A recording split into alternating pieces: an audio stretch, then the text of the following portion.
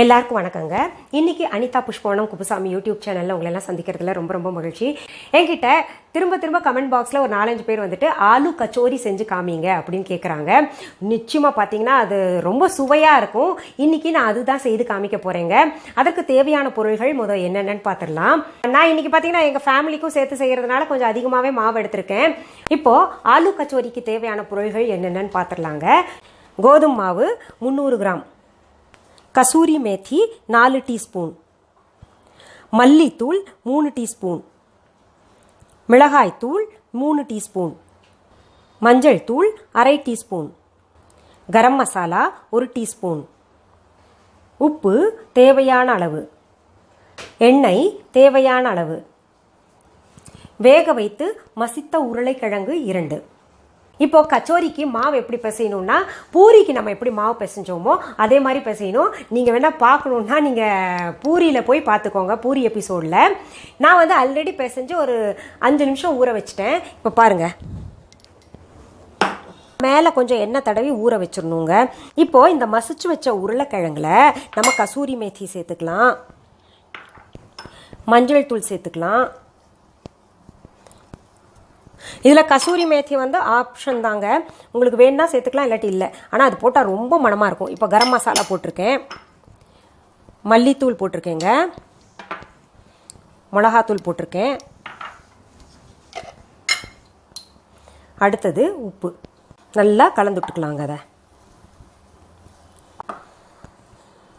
இப்போ பாருங்கள், இதில் உப்பு மட்டும் செக் பண்ணிக்கணும் நீங்கள் நடுவில். இதை தனியாக வச்சுக்கலாம் நம்ம.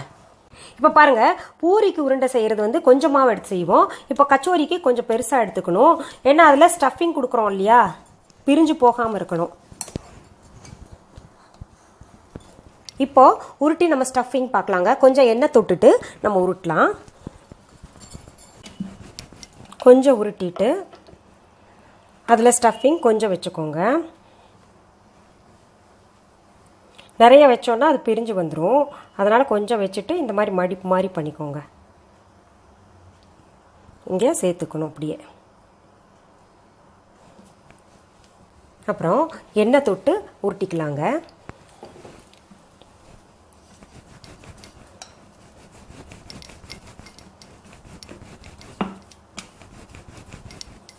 இந்த பாருங்கள், சின்னதாக உருட்டினா போடுங்க. இதை நம்ம இப்போ எண்ணெயில் பொரிச்சு எடுத்துக்கலாம்.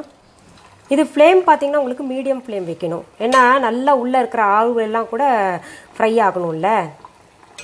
ஹையில் வச்சோன்னா வெளிப்பக்கம் மட்டும் நல்லா சுட்டுரும், உள் பக்கம் சுடாது. பாருங்க, இந்த அளவுக்கு ப்ரௌன் கலராக ஆனால் போருங்க. நல்லா எண்ணெய் வடிகட்டிட்டு எடுத்துக்கலாம். நல்லா மணக்குது எனக்கு இங்கே. இந்த கரம் மசாலாலாம் போட்டு செஞ்சதுனால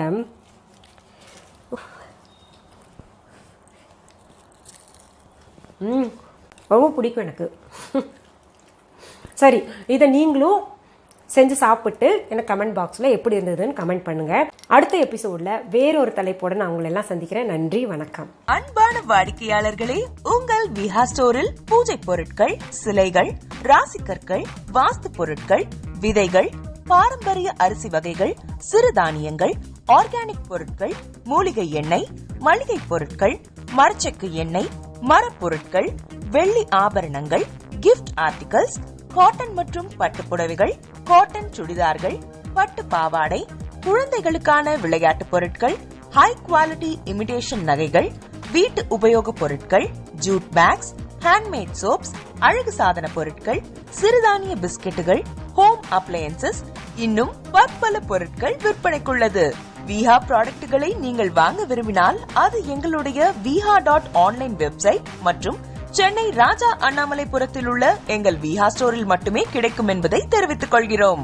வேறு எந்த ஆன்லைன் வெப்சைட்களிலும் விஹா ப்ராடக்ட்கள் விற்பனைக்கு கிடையாது என்பதை நீங்கள் கவனத்தில் கொள்ள வேண்டும்.